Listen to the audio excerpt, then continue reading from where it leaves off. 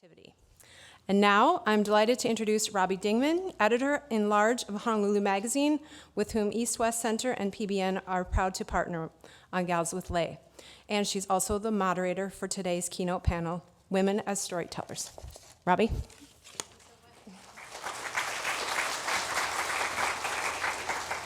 I'm honored to be here with three women telling important stories of our times.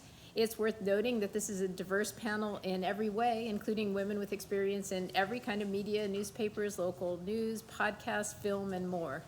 We know that women have always been important as storytellers, keepers of the flame of our families, of our communities. Through these stories, women challenge stereotypes of gender, race, religion, and just promote greater understanding of what we all hold in common, our struggles and our joys. Some of us have had the opportunity already to hear from the inspiring women from 13 countries. We come away a little awed, probably a lot awed, excited about the possibilities, but the broad and deep experience of the women gathered here, of all the things we hold in common and the different experiences we have. I know I've been fortunate to work in newspapers, televisions, and now magazines, cheap product placement here. And we've all expanded to work more on the web and work more in social media. I've been struck over the past year, as I'm sure many of you have, about how more women are sharing personal stories. And in more than 25 years in journalism, I've seen changes in how women are treated. How we used to take, "you think like a man," or "I forget you're a woman," as a compliment. And I don't think so anymore. Things have gotten better. We've pushed back on a lot of that sort of behaviors. And one of the things that I was thinking about when we were at the Changing Faces banquet last night was I was struck when our guest from Sri Lanka mentioned that, well, where I'm from, women are paid less. And nearly every woman in the room nodded and muttered yes without even noticing that they had done that. So there's still some places to go. So without further ado, we've come a long way, and here's to talking more about where we've been and where we want to go and how to get there. I'm so honored to be here with three women, and there's some information in our packet all about us, but I wanted to say first, Lillian Cunningham, reporter with the Washington Post, and also podcast, Constitution and Presidential, so all sides of that. Welcome, Lillian. And then Negin Farsad, and you, I love yours the best, I think. Comedian, podcast, host from Fake the Nation, based in New York. You're an actress, a writer, and author of your first book in 2016, How to Make White People Laugh. HuffPost named you one of the 50th funniest women, and then circled back a couple years later and said 53 funniest women. So I thought that was an intriguing mix. It was a downgrade. I didn't know. I wondered about that. I think they thought odd numbers do better on the web. Yeah. I think that's what it was. And then all the way over there, Heather Havnani Juni, filmmaker, recently producer of Family Ingredients, and so many other things. Heather's been a lawmaker. Heather's been all over the place and always telling interesting stories. So without further ado, we're going to try to do this more as a conversation. And now that we know the mic comes on, if we press this little button, we can do that. So maybe if I can start, you two came from the farthest away, but since you're sitting closest to me, maybe you can go first. Sure. Well, thank you all for having me here. It's really an honor to be part of this event. And I do work at the Washington Post. I've been there about 8 years, and I was asked to speak today about the role that journalism plays in challenging stereotypes, and also how storytelling in the news industry is evolving. So of course, as a journalist, I have a very deep belief in the power of the press and its ability not just to record what's happening around us, but to also bring about positive change in communities, the country, the world, because of recording those stories. And there was a former publisher of the Washington Post, Phil Graham, who had this line that journalism is the first rough draft of history, which I think for a lot of us in the news industry is a very inspiring statement, but also I think a little humbling and scary, because it speaks to the fact that the news and the media really shape our collective understanding of sort of the narratives around us. And part of what that means is if, we don't take the time to tell the stories of certain communities, then those stories sometimes go kind of unrecorded in the history books that end up written years later. So part of what I think we've been seeing in journalism, even in the time I've been at the Post, is a shift to focus more on the diversity of the newsroom itself and the people they have in the room who are telling these stories and identifying which stories need to be told. And I think one good example of that's been a big story in the past year or so is this Me Too movement. And what's fascinating to me about that is, these are stories that in a lot of cases aren't new. They talk about behaviors and incidents that have happened years before. And so I think part of what it reflects is that, as an industry, we're starting to finally kind of catch up to recognizing, stories that need to be told that a decade ago, 20 years ago, even 5 years ago, might not have made it to a front page of the newspaper. And so I thought I would give just a brief personal example that I, for the first 5 years of being at the Post, I was the leadership editor and wrote about sort of powerful figures in Washington. And a couple years ago, I proposed this idea of doing a podcast on the presidency. And the idea was that it would be 44 episodes, one on each American president. And I would kind of tick up over the course of 44 weeks studying each of these men in power. And I have to admit that I was a bit nervous about taking on this project because I'm young-ish. I think I'm young. You are. And a woman. And, you look across at the sort of world of presidential historians, and it's essentially all older white men sort of being expert on the story of other old white men. And so I thought it would be a really important challenge to have someone who kind of comes from a different background, a different perspective, a different generation, sort of ask questions of what the legacy of each of these presidents means for like a new generation of people.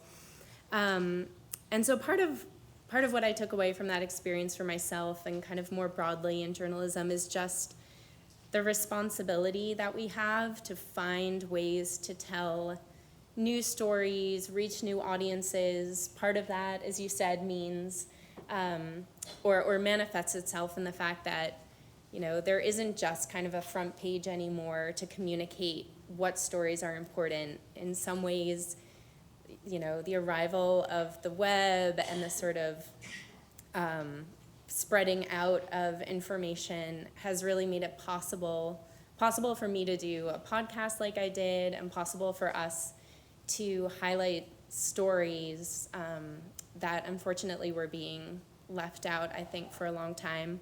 And so the last thing I'll just say is just to put some of it in perspective, just recently there was a study done by the Association of Newspaper Editors, and every year they record diversity in newsrooms. And just to give you a sense, even today, the average newsroom across the U.S., every state, the average newsroom is 2/3 male, and that's at the top, as well as the whole body of journalists who work there. And then in leadership positions, 85% of leadership positions in the news industry are held by people who are white. So there's still a huge gap, even internally, for us to get to a place where we have diverse voices trying to tell those diverse stories. And another sort of positive, sort of sad statistic just to leave you with is that in the past 15 years, as they've done this study and recorded the changes over time, they've noticed that about 40% of newsrooms have made positive strides in bringing in more women and more people of color into the newsrooms. But the rest of the newsrooms have either not made any strides at all, or about 25% have actually gone backward and become less diverse. So I think, it's an exciting time, and there's a lot of possibility for us to bring change to the way we tell news stories, but also obviously a far way to go that we all need to do more work on.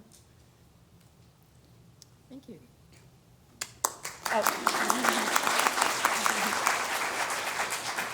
Meiji, could you do this? Yeah. Oh, hi, everybody. I was going to tell you about my approach to storytelling by just launching into a couple of examples of what I've done. And I'm not, and I'm an Iranian American Muslim comedian like all of you, and so I'm not like particularly moored by genre, platform, media, mode, and so that takes me to some interesting places. So in 2014, I rounded up a bunch of Muslim American comedians in a nonviolent way, and we went around the country to places like Alabama and Mississippi and Arizona, and just places where they love the Muzzies. And we did these stand-up shows, and we called the tour "The Muslims Are Coming," which was like very confusing for people who thought it was like a preventative warning lecture on the coming Muslim apocalypse. They just showed up with barrels of grain. And so, but we did these shows. We documented the whole thing, and then along the way we would also do these street actions. We would like set up and ask a Muslim booth in the middle of a town square. People could come ask us questions. We plied them. We also plowed them. No, we plied them with pastries and candy to get them to come and engage and have conversation. The idea was not, and we documented, like I said, the whole thing to make a film, and the idea wasn't to make a film in the vein of Michael Moore, who I very much admire, but the idea wasn't to be like, and here are all the assholes of America. The idea was to show what happens when you actually try to make friends with people in America, and what if we became the first Muslim friend that some of these people had ever known. And so when we did others, we had a bowl with a Muslim event where we went bowling with a bunch of people in Columbus, Georgia, and learned that Muslims are terrible bowlers, which explains why Barack Obama is so bad at it, because he's the Muzz. And he's not kidding. No, he totally. Anyway, I stood in front of the Mormon temple in Salt Lake City and solicited hugs by holding a sign that said "Hug a Muslim." And if you've never stood in front of the Mormon temple in Salt Lake City soliciting hugs, you've never stood, because these people would give us the hugs like with the entire force of like Joseph Smith in each embrace. You know what I mean? It was the most miraculous thing. And so, anyways. But here's my point. So then we got a bunch of, I'm going to go ahead and use the hot term, allies, people like Jon Stewart and Louis Black and Janine Garofalo and Rachel Maddow to come and say hilarious things about Islamophobia. And then we put all of these people in a movie and released the movie. So the movie went out, it went into theaters, and then it went onto Netflix. And then around the time it was supposed to go onto Netflix, in New York City, there was an anti-Muslim hate group that was putting up a bunch of really hateful posters in the New York City subway system, the MTA, which sees about 5.5 million people a day. So it's a big market of eyeballs. And these posters were like, truly offensive, but also poorly designed, because that's something I noticed about bigots is like they're not really good at graphic design, font selection, you know what I mean? It's just not their strong suit. It's something I think they should work on.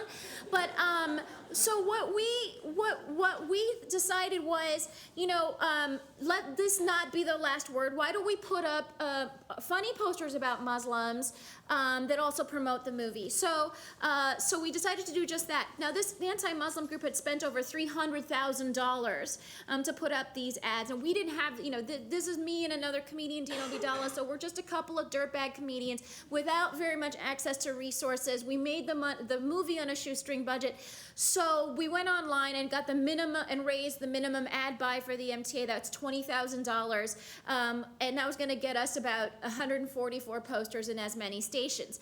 And we worked with the MTA for over 5 months on everything about these posters: font size, color, word usage. Like, we couldn't use the word poop or penis. That cut out like half of our material.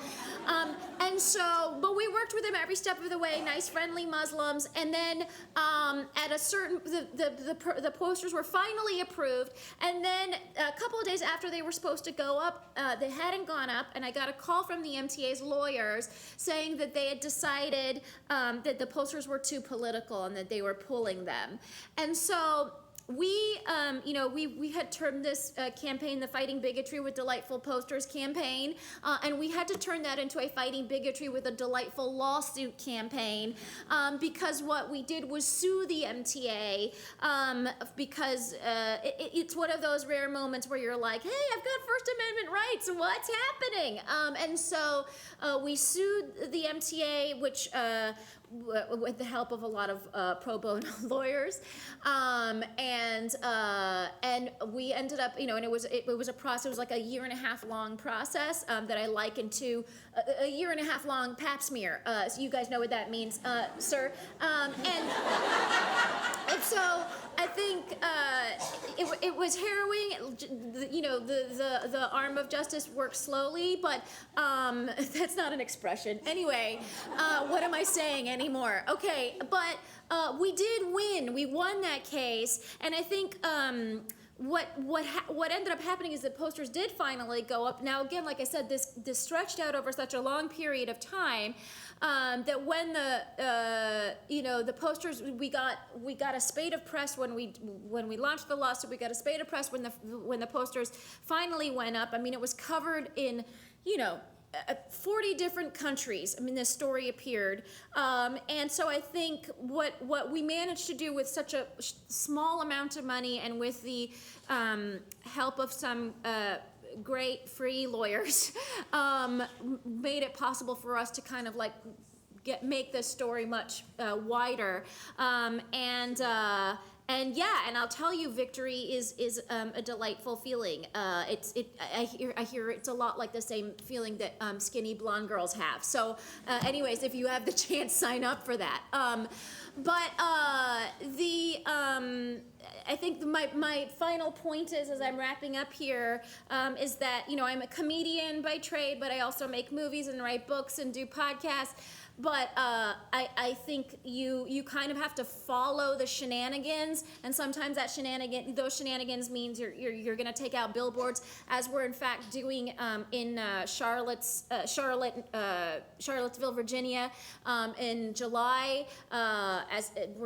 We have a whole other resistance campaign called Boycott Bigotry, and so we'll be taking out billboards there. Anyways, and sometimes that means you're suing the MTA, and sometimes that just means you're doing fart jokes at the local comedy club. So these are all the ways that I think storytelling is valuable and relevant. Thank you.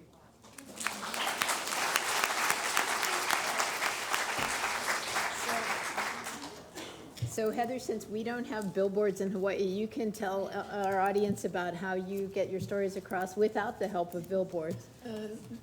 Robbie, I would like to give up my 3 to 5 minutes to make it the comedian, because following her, it sucks. But you brought materials, that'll help, come on. Yeah. Oh, yeah, thanks. I don't know how to work this. Really? Yep. Okay. Really? Play? Yep, see, you're over there, Oh, you're over your yeah, head and over excellent. here. Okay. You got this. No, I don't have this. Okay. Is this You're working? on. Yeah, you're on. Am I on? This one. I think we can be on there, how's that? Are you on now? Am I on? Thank you. Mahalo, everybody. It's really fantastic to be here today. I love being here with this honored table and all of you. I am going to do this completely differently. I'm going to go off my little sheet of what the 3 to 5 minutes are supposed to be about, because this is my home. This is Aloha Aina. My name is Heather Haunani Juni. I am of mixed race, and I want to tell you that everything starts with aloha. Aloha is not just a bumper sticker. Aloha is not something that the Hawaii Tourism Authority sells to you. It is something that's deep inside of you. It is a caring sentiment of love, of giving, of sharing. That is Hawaii, and that's what makes our island community so unique. Where'd they go? Yeah.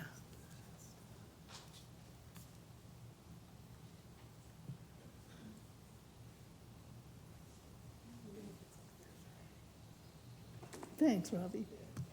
So that's my story. This is my maternal branch. It gives you a little bit of background of the history of Hawaii. Next, this is my mana wahine. This is the powerful women in my life. My grandmother, who I knew, Henriette Eckhart, came from that line that started on the incredible island of Hawaii. Next, please. This is my maternal branch. My grandmother, who I never knew, and my father. Next, please. And this is her line. They come from Waikiki, and that's perfect. And then, of course, my parents, when they were teenagers, and they later married, and they dated. Isn't that cute? I know, kills me. Anyway, next. I need to say that from that humble beginning, my father, and I have to mention the male side of my family, because my father was a very powerful influence. He partnered with Senator Daniel K. Inouye and became the Senate Sergeant at Arms. That was a very big deal for him, particularly as the first Polynesian in the United States Senate. In that role, he was the first to put African Americans in roles of directors of departments in the United States Capitol. It was pretty an incredible time. Next. Thank you. And while he was going that direction, I stayed in a direction of community. This is during my high school years. This is the island of Lanai. If you ever learn about the different islands, they're all very different. It was a very plantation community. Next, thanks, Robbie. My first video was with Aululike. I was young, very young at the time. I'm oldish now, not like William, still youngish. And that was back in the day when women did not have a lot of opportunity in this field, particularly in the areas I was interested in. I was interested in being a director, holding cameras, operating cameras, documentation. Next, I formed with my partner at the time the first woman-owned production company in Hawaii. I didn't know it was the first. Years later, I discovered that it, was something extraordinary. I was defined differently. My desires forced me to choose work that I would find not just acceptable, meaning that I wasn't going to be defined by other people that told me that I couldn't do what I couldn't do because whether it was gender preference or just, just being a female and you couldn't do that. Like you couldn't hold a camera. Next. So I did. I held the camera for 12 years. And I created, and I was always focused about that. And I think that what the point I'd like to make is, yeah, there's the Me Too movement, and I don't want to go down that road because it was ugly, and I don't want to remember those memories because I did not let that stop me. So I just created, and anybody can create anything if they just put their mind to it. So I care and love my community so much that I created messaging because what we do in our field changes people's hearts and minds.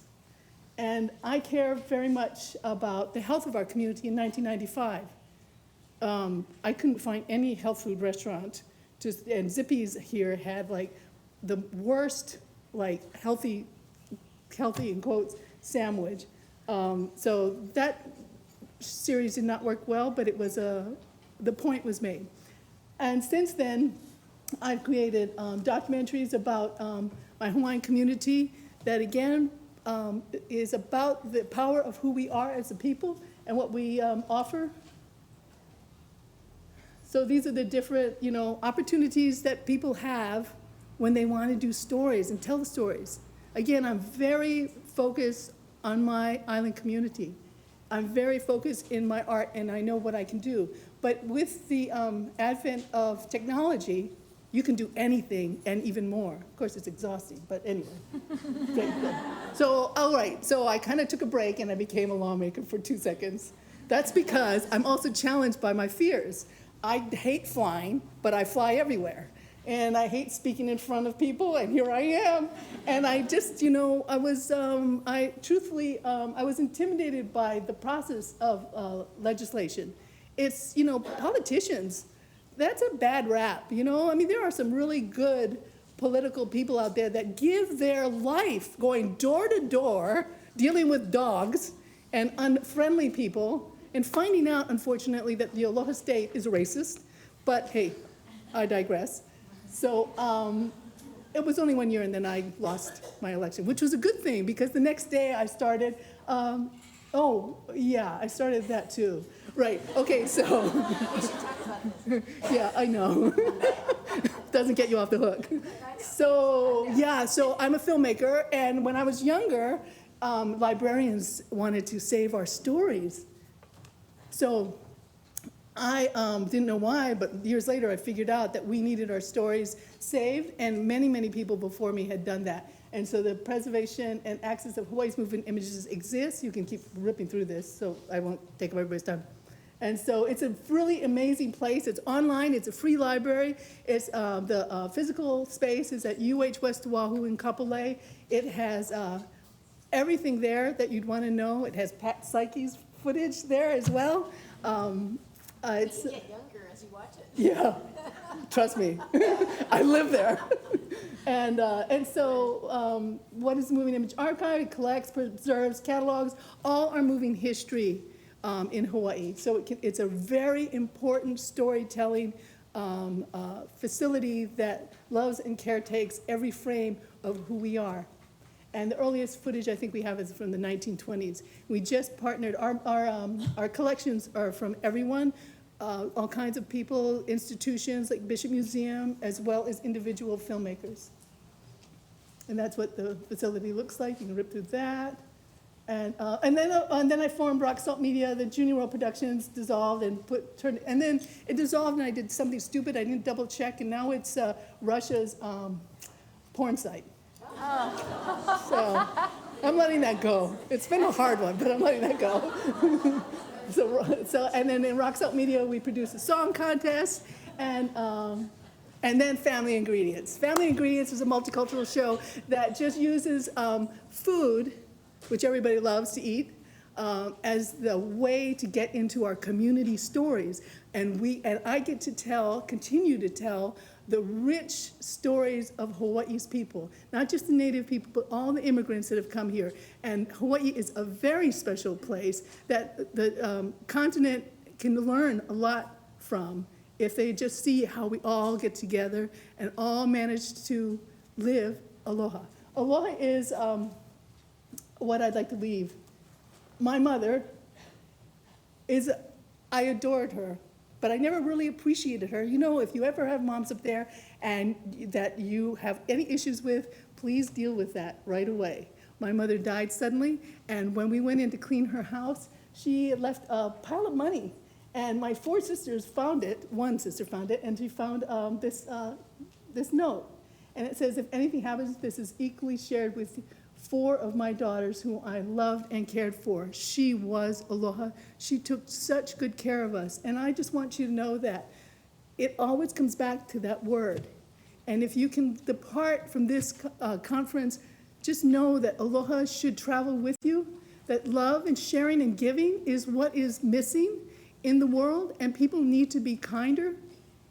we cannot allow a person who's a leader supposedly in the White House be that person. He is not a good mentor. We need people who care and love. And that is what we do here as messengers of our tools, is to use that hopefully in that way. And thank you very much for having me.